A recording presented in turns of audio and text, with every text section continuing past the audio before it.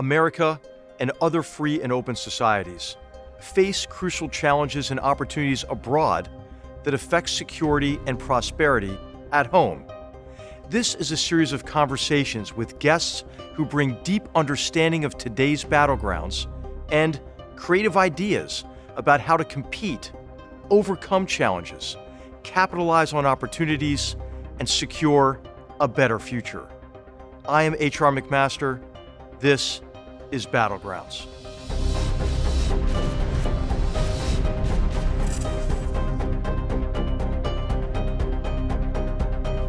On today's episode of Battlegrounds, our focus is on the United Kingdom and its armed forces. Our guest is General Sir Nick Carter, an accomplished strategic leader with over 45 years of military experience. General Carter served as the United Kingdom's Chief of the Defense Staff from 2018 to 2021. In this position, Carter led the British Armed Forces as the most senior uniformed military advisor to the British Prime Minister. As Chief of the Defense Staff, General Carter oversaw the British Army's response to the Syrian civil war, the COVID-19 pandemic, and the Taliban takeover of Afghanistan. General Carter joined the British Army at age 18 as part of the Royal Green Jackets Infantry Regiment. He served in West Germany during the end of the Cold War, Northern Ireland during the Troubles, and in Bosnia and Kosovo during NATO peacekeeping operations. Carter served multiple tours in Afghanistan between 2002 and 2013 and commanded British forces in Basra, Iraq in 2004. He helped design the provincial reconstruction teams in Afghanistan, which were humanitarian reconstruction and growth projects that aimed to establish stability and security. During the 2009 surge of troops in Afghanistan, General Carter commanded 55,000 NATO troops. In 2013, Carter became Deputy Commander of the International Security Assistance Force, ISAF. ISAF was a UN-mandated NATO mission to train Afghan national security forces to rebuild crucial government institutions, provide security in Afghanistan, and ensure that it would never again serve as a safe haven for terrorists. We welcome General Carter today to discuss his experiences in the British military, the war in Ukraine, the implications of the U.S. and coalition withdrawal from Afghanistan, and the future of warfare.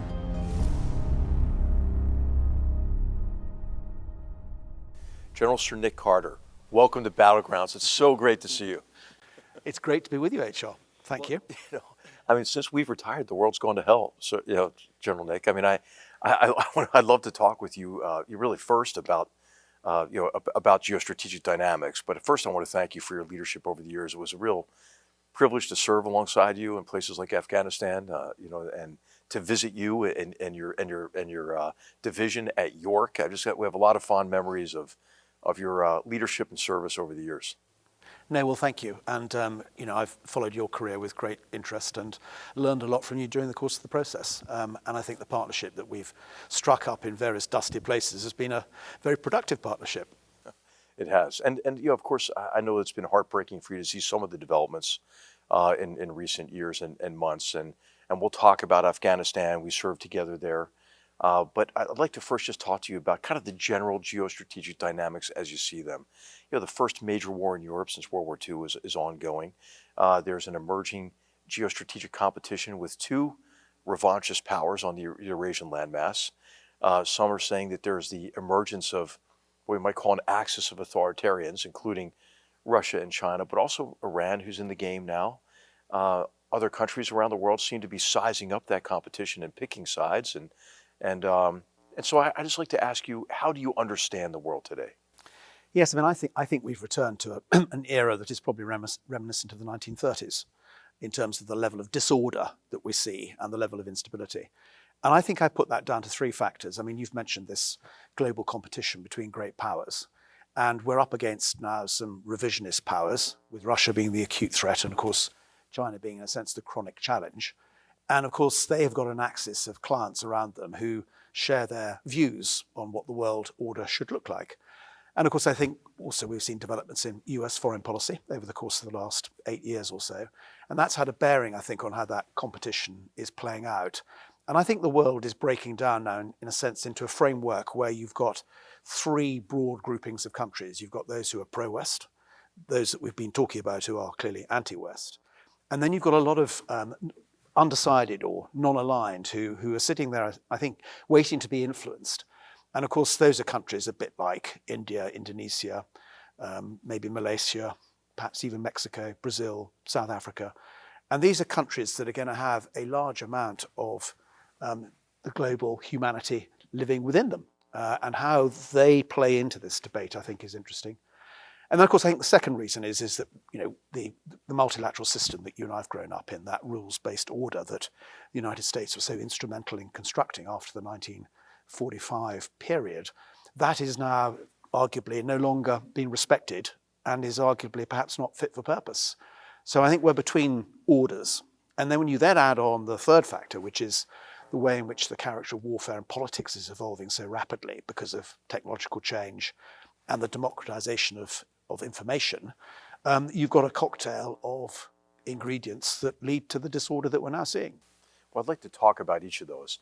I think it's interesting. The three groups, of course, there's a lot of variation within each of these groups, but the competitions that are playing out really play out among these three groups. And I'd like to get your assessment of what you think the relative strengths and weaknesses are of these three groupings: the authoritarians, the West, or like-minded free market systems and free and open societies, and where the competition between the two is largely playing out, whether it's across what Mackinder called the shatter zones of the Middle East and Africa, or here in the Western Hemisphere. But when we look at these authoritarians, you called it an acute threat with Russia and a chronic one with China.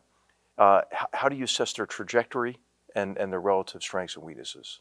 I mean, I think if you look for the slightly longer term, I mean, Russia is undoubtedly a declining power, not least because of demography, but also I think because where its money comes from, which essentially is about fossil fuels, that is something that's not going to endure forever.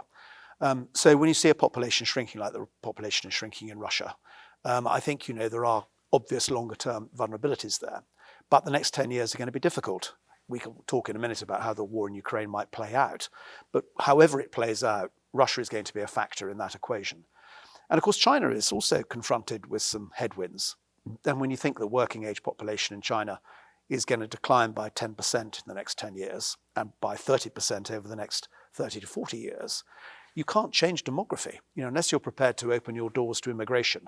And we all know that China's unlikely to do that. It's somewhat xenophobic, perhaps, in its approach. They've also got some difficult headwinds to cope with. And of course, they've got a middle class that wants to be wealthy and wants to be, productive and everything that goes with it. And that's going to be quite a challenging beast to keep going, given that demography and how that demography is going to change. But we should be in no doubt that over the course of the next 10 to 15 years, China and what China is doing with its technology, and much of what President Xi Jinping is saying publicly about where he wants China to be placed in the next decade, means that there are some serious questions that we need to think about how we're going to answer. Certainly, I think it's a cause for concern. I'm thinking of his recent 4 speeches at the 2 sessions in which he seemed to be preparing the Chinese people for war. And I think when you read more and more of these primary documents, it's a cause for concern. It does seem to me, too, Sir Nick, that that there is this perception on the part of these authoritarian regimes that we are weak. We being, our open democratic societies and our free market economic systems. I think the joint declaration that Xi Jinping and Putin made right before the Beijing Olympics is telling, and that really the message was, hey, you're over. But I think Putin certainly was in for a surprise. I think at least the record is mixed. I mean, we have some what appear to be some cracks with, I think, President Macron's visit to China may not have been the right message at this time.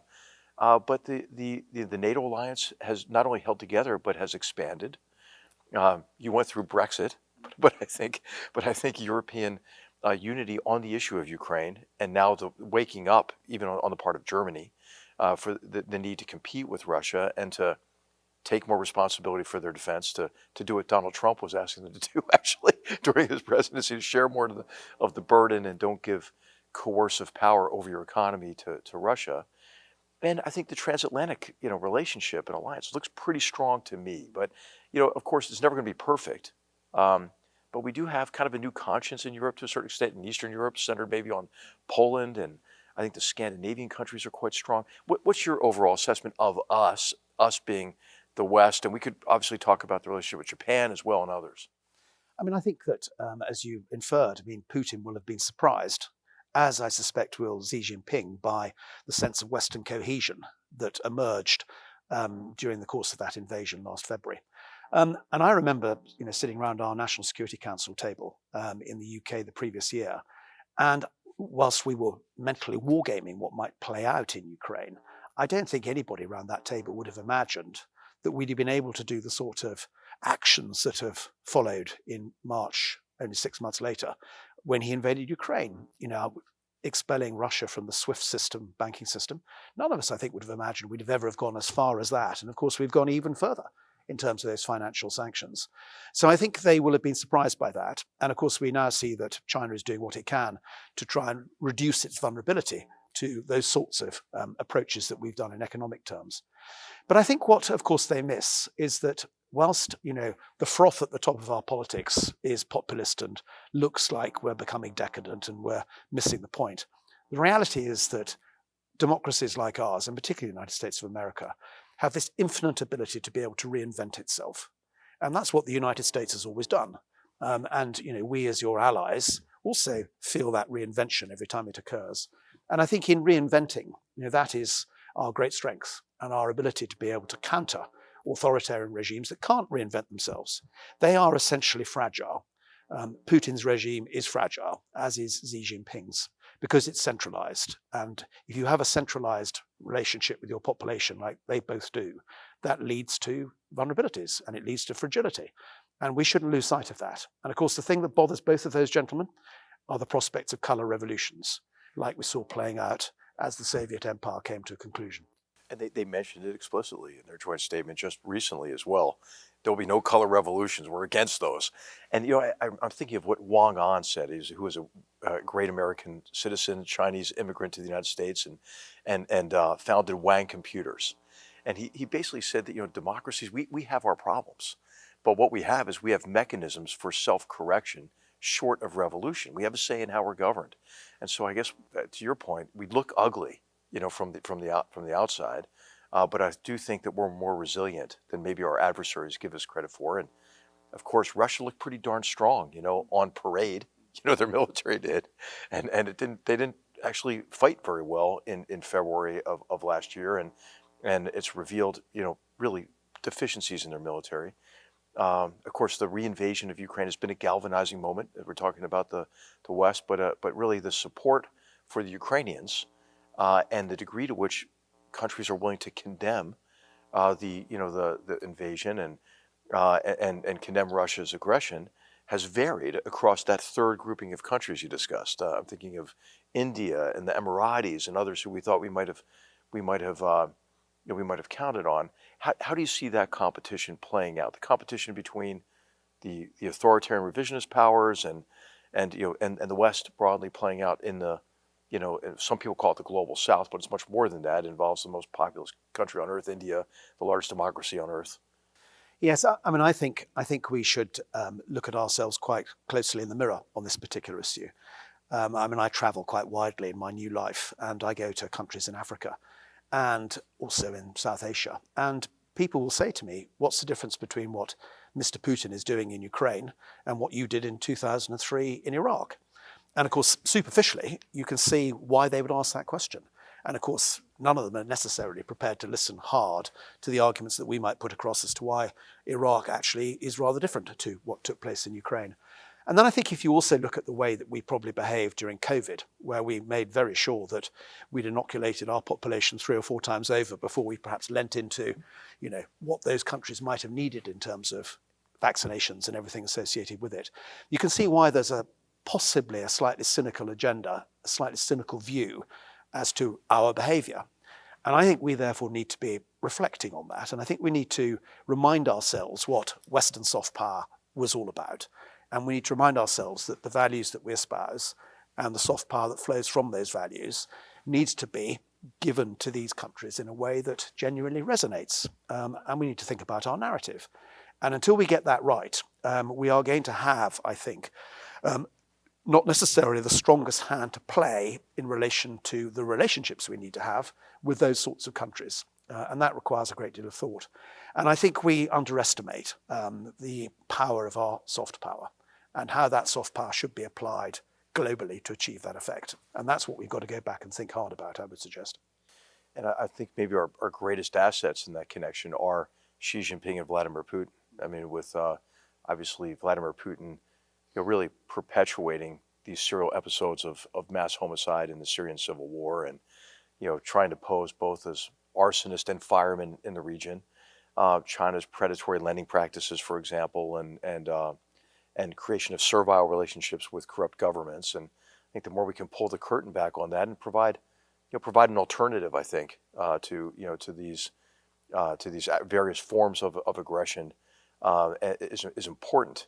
And I think we just have not done a good job, as you mentioned, in engaging others and explaining, really how, this ideally should not be a choice between, Washington and Beijing. It should be a choice between sovereignty and servitude, with us obviously being on the side of sovereignty, in that choice. I'd like to ask you, beyond soft power, how about some good old-fashioned hard power, right? The invasion, reinvasion of Ukraine obviously was not deterred. I think that the preferred means of deterrence had been the threat of sanctions, which turned out to be inadequate. There were a number of actions taken in the lead up to the invasion, pulling both of our fleets out of the Black Sea, assuring Putin about everything we weren't going to do to support the Ukrainians, and it failed, I think, because Putin perceived weakness. But could you really talk about what you think we should have learned from the reinvasion in terms of what is necessary for deterrence to be effective? It's never been foolproof, but as we look at really trying to restore, playing a role at least in restoring peace and preventing further conflict, what should we take away from Ukraine that we can apply more broadly? I absolutely agree with you that soft power needs to be underpinned by hard power. And of course, hard power ultimately is the essence of deterrence, as we both know. I think that going back to the point I made at the beginning about the character of warfare evolving, and what has happened during the course of that is that has blurred the distinctions between peace and war, between state and non-state, between foreign and domestic policy, even between virtual and reality. And that has given regimes like Mr. Putin's regime, and for that matter, the Chinese regime, the opportunity to use new tools, tactics, and techniques to undermine our way of life by exploiting those grey areas that have come as a consequence of that blurring and those distinctions. And of course, what that means is that deterrence becomes harder, because if you are engaged in computer network exploitation within the cyber domain, how do you actually deter without actually competing? The answer is that modern deterrence, I think, increasingly requires countries to compete. You can't just sit back on your laurels as it like this and say, I've got this great force that if you do that, I'll smack you. Because actually they ignore that, because they've got other ways of undermining our way of life and making the sort of mischief that they're making. And we've seen that repeatedly over the course of the last 15 years with, American elections being undermined, probably the Brexit campaign being supported, and so on and so forth. The anti-fracking movement in Europe, Absolutely. to perpetuate Absolutely. dependency on Russian hydrocarbons. So I think we need to think a little differently about deterrence and the fact that deterrence actually requires us to compete. Now, that's not easy for Western democracies, and it's not easy for a Western NATO alliance, which has a series of articles and processes that were designed for a different era. Right. The articles in the NATO treaty, which say an attack on one is an attack on us all, you've got to nowadays work out what an attack is. What is an attack? And that is very difficult to do.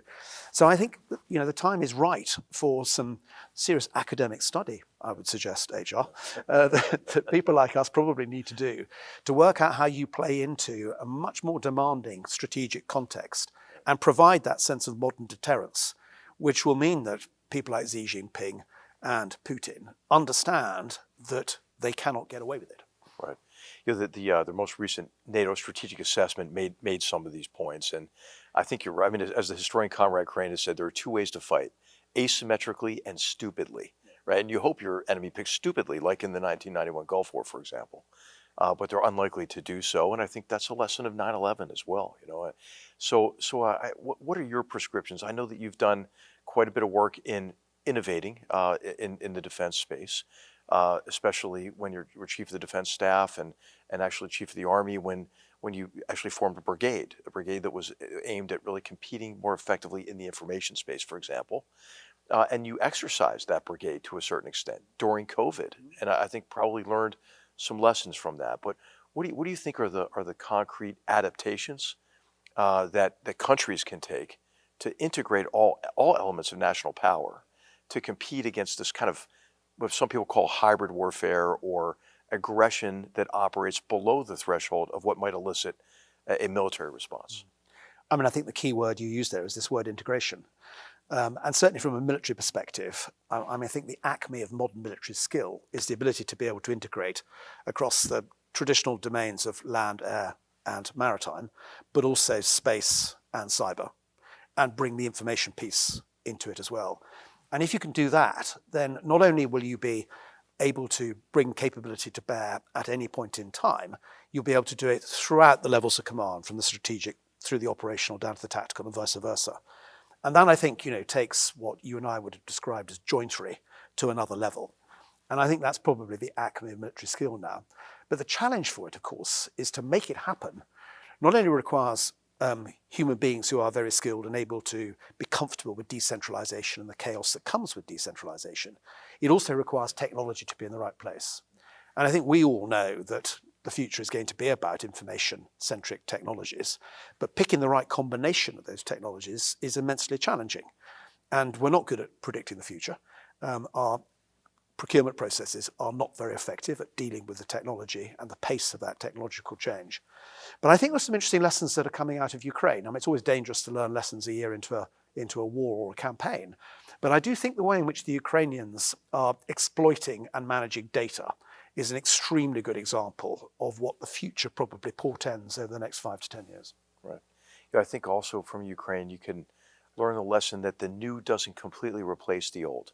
That often, I mean, almost always, they have to be combined, and you see quite a bit of kind of just blunt use of force, right? Massive, artillery use of artillery to the extent that we're almost running out of it. The importance of protected mobility and mobile protected firepower and tiered and layered air defense and long-range precision strike, and now, of course, with probably a renewed Ukrainian offensive, engineering capabilities, integrated into maneuver formations. And this is what we understand and have understood across our career as combined arms, air-ground operations, now augmented quite heavily with electronic warfare, drones, operations in cyberspace, in the information domain.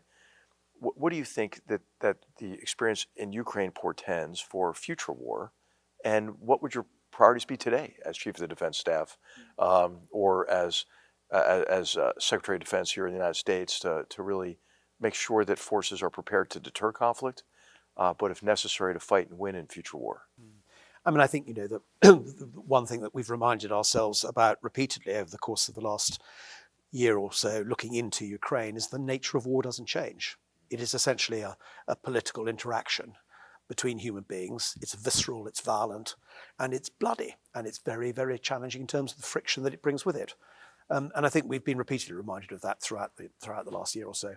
But the character of warfare is evolving, and I think the extent to which the Ukrainians are innovating, the extent to which they've brought together the whole enterprise of their society in order to be able to fight for their existence, has been really rather remarkable and most impressive to see. And of course, they've used lots of things that are essentially available in your normal daily life, whether that's 3D printing in back rooms that are creating small drones that are then brought forward by a girl on a bicycle to, the soldier in the frontline trench, or whatever it might be. They are, I think, demonstrating the level of ingenuity that comes when you're faced by an existential challenge in the way that they obviously are. So I think there's some good lessons there.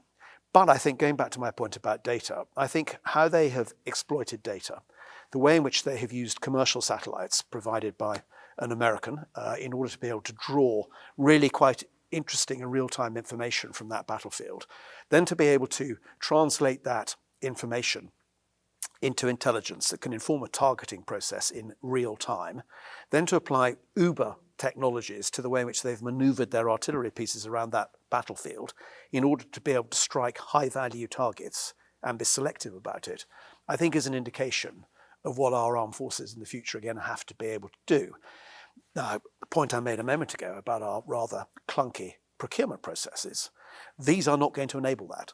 I mean, what Ukraine has demonstrated, because it's had to, is you've got to be very agile in the way that you develop these things. It is a laboratory in which they are experimenting. And our militaries need to find a way of getting over the processes that we currently have in order to be able to embrace the level of technological experimentation and development that they're showing on the ground. Yeah.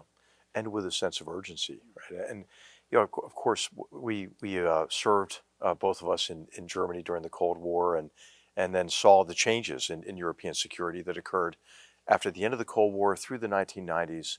But then in the 2000s, it seemed as if we failed to adapt to what was a growing and more discernible threat, from a resurgent Russia or a Russia that had designs to threaten European security. We continued to reduce defense budgets, European nations in particular, and I know that it was difficult for you to see the severe reductions in the British Army, for example. I mean, Germany, I think, for all intents and purposes, unilaterally disarmed. I mean, the Bundeswehr that we knew is gone, and now there seems to be a recognition that has to be reversed. What are your predictions about follow through on that, on the ability to not only to modernize more rapidly and have a sense of urgency about it, as you're mentioning, but also maybe to increase the capacity of the armed forces under the recognition that they turned out to be inadequate for deterrence and maybe needed in the future. And of course, we hope not. But it does take really forces that have sufficient capability and capacity, can operate for ample scale and duration to win and to demonstrate that to a potential adversary, so they don't have the temerity for aggression. I mean, I think it will be quite challenging, notwithstanding the moment of the Ukraine war, to reverse decades of decline. The peace dividend has been spent many times over already by European countries, and to a degree the United States as well. And somehow one has to reverse that. And I think the thing that is most worrying is the extent to which European militaries are hollow, because it's not the stuff you can necessarily see on display which matters. Leopard 2 tanks or attack helicopters, what it might be. It's what you've got in your ammunition bunkers. It's what you've got in your locker of precision missiles and weapon systems. Right. It's all of that stuff that repair you can't... parts. Exactly. Right, yeah. And that, of course, we've seen in spades in terms of from Russia's perspective as well. I mean, they were much more hollow than any of us might have imagined. But how you reverse that hollowness and how you therefore give yourself the basic resilience to be genuinely ready, that is going to take a very long time to change, not least because our defense industries are not tooled to be able to do this. And I was reading an article in the London Daily Telegraph last week about the US Army Scranton ammunition factory, which makes 155 ammunition. Mm-hmm. And at maximum capacity at the moment, they can turn out 11,000 shells a month. Well, the reality, of course, is that the Ukrainians are going through 7,000 shells a week. Well, don't turn to Europe, because our industry's certainly not going to be able to backfill any of that. And it's those sorts of things which are dull, and there aren't many votes in it, which are going to have to be addressed if we are serious about providing the sort of hard power deterrence which is going to be necessary against a Russia that's not going away anytime soon. Right, and to generate the will to make those investments. And I think it's obviously the lead time, as you're mentioning, is machine tools for this particular plant, but then there's supply chain complications as well. And well, I hope that we do generate the will, but it remains to be seen. In the U.S., as you know, there are more investments now in the defense industrial base, but they're inadequate in terms of the scale. And once you give up, capacity, it's very difficult to build it back.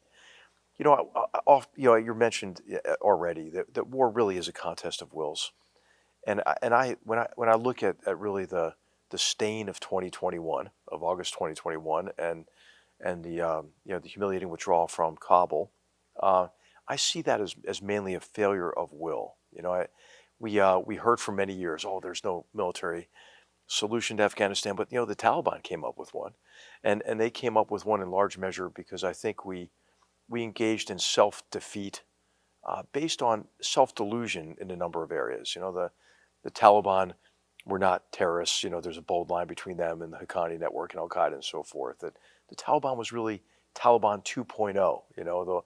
That they would be more benign and respectful of human rights and women's rights in particular, or that the Taliban, was going to somehow share power. And I think this all, to me, at the time, seemed like a pipe dream. But when we prioritized withdrawal over the achievement of an aim consistent with what brought us into that war to begin with, all the way back in 2001, I think that's when the writing was on the wall for what we saw as the humiliation. But I'd just like to ask you if deterrence really is capability times will, is our will zero, or can we rekindle our will and then also reconstitute it? And what's your view of that, that difficult, what we witnessed and the Afghan people experienced in terms of the withdrawal and surrender, I would say, surrender and withdrawal from Afghanistan? Yeah, I mean, it was an extraordinarily painful moment, and I was the CDS at the time, so the equivalent of the chairman, sitting over the top of it. And I had spent, about 3 years of my life in the country and many other years of my life devoted to the country. So for me, it was a very personally painful period to see that happen. And I very much agree with you. I mean, I think it indicated a failure of political will. And of course, if you put that on top of the way that we performed from 2014 onwards in relation to Putin's invasion of Crimea, small wonder that he thought he could get away with what he's doing in Ukraine now. Because it does demonstrate that extent to which you're prepared to put up for what you really believe in. Now, it's nonetheless a very complex question, isn't it? How the Afghan campaign unfolded. And I think the strategy that you developed when you were National Security Advisor was a sustainable strategy. And I think if that had been seen through, I think it could have been done so at a level which was not only sustainable in terms of human lives, but also sustainable in terms of the economics of it. And it's a sadness that it didn't happen. But I think you mentioned 2001. And of course, the reality of all of this is that we know that wars ultimately end in a conversation. And the trick is to make sure that you have an inclusive conversation in order to be able to create an inclusive political solution at the end of that conversation. And I think that we thought, probably rather hubristically, back in 2001, that we had defeated the enemy. Job done. And indeed, you'll recall that Donald Rumsfeld actually wanted us to leave pretty quickly thereafter. I mean, a lot of people remember the mission accomplished speech that President Bush gave, but forget that Secretary Rumsfeld was making a very similar speech in Afghanistan that same day, saying, "Hey, we're out of here." And of course, maybe that would have been the right thing to do, looking back on it. But if you are going to stay and you are essentially going to get involved in nation building, which is of course what it became, then you need to understand the local politics very comprehensively, and you need to be very strategically patient in terms of how you're going to develop the country that you're trying to build. Because going back to when we were talking about democracies, the reality of democracies is they're based upon sound and solid institutions. And when you look at Afghanistan, we invested a lot of money in trying to build an Afghan army as a key institution, but we didn't invest much effort in building a civil service or any of the other institutions that we take for granted in countries like yours and mine. So I think you have to look at the whole campaign over a 20-year period to really understand what went wrong in 2021. And whether there was any way back, I don't know. But I do believe that the sort of things that you were talking about doing in 2017 were probably the things that might have made a difference. And even when we put those in place, I wonder if they were too late. I mean, I think that this short-term approach to what was a long-term problem in Afghanistan actually lengthened the war and made it more costly. And I hope that we're just not learning the exact diametrically, or the opposite lessons, the wrong lessons from the war, which is like, hey, we'll just never have to do that again. And it reminds me of the army I came into after Vietnam, when the officers with whom I interacted as a cadet at West Point never spoke of Vietnam. We were just never going to have to do that again, that being a counterinsurgency. And of course, that the latter parts of our career were spent fighting counterinsurgencies. Right. I remember my father telling me that when he went through the Staff College at Camberley as a major in the early 1960s, World War I was not discussed. You didn't talk about it. It was a disaster. Now, we all know, having studied World War I since then, that of course there were some amazingly positive lessons to be learnt from that experience, not least the 100-day campaign at the end of World War I. So I absolutely agree with you. I mean, that there is a risk that we shelve these things and we don't learn and then, importantly, apply the lessons looking forwards. And whilst, I think our politicians wouldn't want to get involved in an intervention like Iraq or Afghanistan again, the reality is that other countries are going to be involved in similar problems to the ones that we encountered in Afghanistan. And, when you go to many African nations now, they will need advice on how to deal with Islamic insurgencies and Islamic extremism and the terrorism associated with it. And the lessons that we have learned from our experience in Afghanistan will be useful to them to be applied in order to try and deal with their problems. Absolutely. And I think that we have to avoid this false dilemma that, Afghanistan wasn't Denmark. Yeah. So it was a failure. We didn't need to be Denmark. And I think nation building is a fool's errand, especially if you try to nation build in your own image. But the consolidation of gains, as you know, has never been an optional phase, in war, unless it's a raid. But I'd like to talk with you more about the writing that you're doing and the thinking that you're doing about future war. What are you doing these days, and how are you organizing your thoughts about what you'd like to write and explain to readers and audiences about future armed conflict and its relation to politics, for example? Yes, and I'm absolutely thrilled to be with you here at Stanford. And indeed, the director's just asked me if I'll do another year, so I'm really delighted about that. Because what better place to be able to get your thinking in order, and what better basis of talent to draw upon to develop that thinking in the right direction. And for me, I think what I want to study, perhaps less about the technology of future war. A lot of people have written about artificial intelligence and drones and robots and all this sort of good stuff. What I'm much more interested in is the political dimension of warfare. And what I would propose to do, I think, is to write a book probably in two parts. A part where I would draw upon my 20 years experience in Afghanistan, and then a part where I would draw on probably the last 10 years of my military career, where as a chief of staff and then ultimately as the chief of the defence staff, one was engaged in the challenge of modern deterrence and the threat that was coming from Russia particularly, and the challenge that was coming from China, and how one approaches that sense of deterrence in the context of political warfare and everything that stands for, and how one then sought, in a sense, to try and get the armed forces to understand its role in a subordinate capacity to all of the instruments of statecraft that are necessary to prevail in those circumstances. On the Afghan thing, in many ways, it's probably quite trite to say it, but I think that the Clausewitzian dictum that war is an extension of politics is slightly reversed in Afghanistan, and probably in counterinsurgencies more generally, where actually what you're really doing is armed politics. And ironically, in a way, the politics is an extension of the war. And what you have to do, I think, is to understand how you can therefore use tools often short of kinetic, lethal tools, in order to be able to have the sorts of conversations that probably lead to stability, and how that all plays through. And much of what we achieved in southern Afghanistan from 2010 onwards was an essential political campaign rather more than a military campaign. And I think that angle is something that will be useful to countries that are struggling with that sort of insurgency at the moment.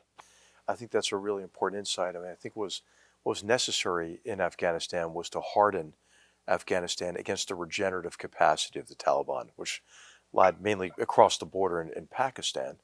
And to do that, you had to strengthen government institutions and functions enough to be able to withstand it. And of course, I think when we were talking to the Taliban in Doha, we should have been talking to Afghans and forcing Afghans to talk to one another, to become stakeholders in strength of institutions, rather than many of them who would become stakeholders in state weakness as they pursued their own kind of particularistic agendas.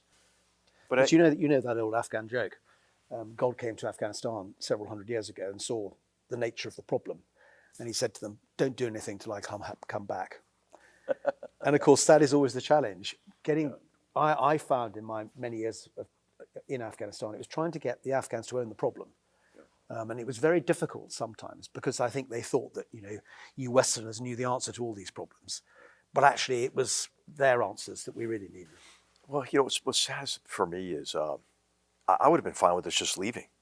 But I was really disconcerted about the degree to which we seemed to side with the Taliban against the Afghan government on our way out, delivering blow after blow, like not having the Afghans with us during negotiations, forcing them to release, 5,000 and then 2,000 more prisoners, withdrawing our air and intelligence support, not actively targeting the Taliban, removing our contractor support. I mean, it seemed as if we were siding with the Taliban against the Afghan government, and I would hear these complaints about Ashraf Ghani, who we both know very well, and I would just say, okay, do you prefer Hibatullah Akhundzada? I mean, really? So I think that was what was most disheartening for me, and it's going to take me a while, obviously, to get over this, but of course the Afghans are really the ones bearing the brunt of the consequences.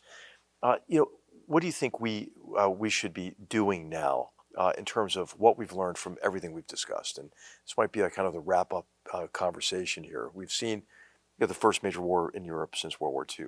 We've seen increasingly aggressive China. I mean, from bludgeoning Indian soldiers to death in the Himalayan frontier to trying to own the ocean in the South China Sea to threatening Taiwan. We see us really partnerships weakening with critical, reliable partners in Saudi Arabia and the Emiratis and the Chinese extending their influence into the region. This peace deal between, or not peace deal really, it's really a reestablishment of relationship, rapprochement between Iran and Saudi Arabia. What can we learn from these recent experiences? But what can we do about it? What should we be prioritizing now? We being, the United States, the UK, Europe, Japan, Australia, like-minded countries. Yes, I think that you'll recall George Kennan and that George Kennan moment when he sent the long telegram back in 1947 to the State Department from Moscow, making the point that he didn't think we would be able to live in peaceful coexistence with the Soviet Union in the direction it was going.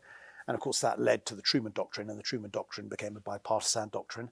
And of course, we all, as NATO allies, got in behind it. And of course, history would judge that it was very successful as the Cold War came to an end at the end of the 1980s. And I think, in a way, we almost need another moment where we recognize the nature of the problem, and as a collective group of like-minded nations, we work out what the strategy should be to deal with the problem. And of course, it's very dangerous to use Clausewitz twice in a conversation, but I'm going to use him again. What do you expect from washed-up generals? Right? I mean, this is, as my daughter would say, #predictable. Yeah, exactly. But I think one of the things he did say was that the first requirement on a leader or a commander is to work out what sort of war you're going to prosecute. Now, I'm not suggesting we're going to war, I hasten to add, and we've got to do everything we can to avoid that happening. But we need to work out what it is, the problem, and what we're going to do to solve that problem collectively. And my bet is that's going to require strategy. And strategy is a word that policymakers don't necessarily like having thrown in their faces at the moment. And I think it requires us to recognize that so much of the challenge we're up against is a technological challenge. And what China is doing to the world is deliberately putting its technology throughout the world. And then what will follow from its technology will be its ideology. And that is the challenge that we're up against. And the reality is that people are opening their arms to Chinese technology because it comes with not many strings attached. This sort of so-called...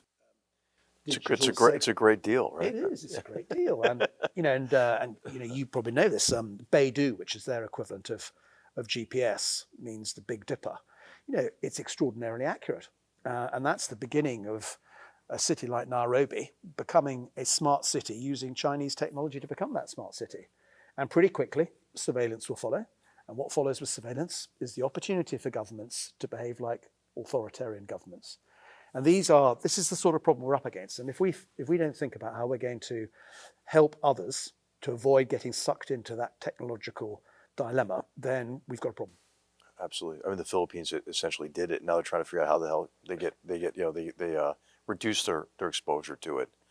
Well, General Sir Nick Carter, I can't thank you enough for helping us learn about battlegrounds critical to our future and hopefully a future of peace and prosperity. And it's just wonderful to have you here at Hoover. Great to see you. Thank you so much. No, well, thanks, HR. It's a great privilege to be here, and it's wonderful to be back with you. Battlegrounds is a production of the Hoover Institution, where we advance ideas that define a free society. For more information about our work, to hear more of our podcasts, or view our video content, please visit hoover.org.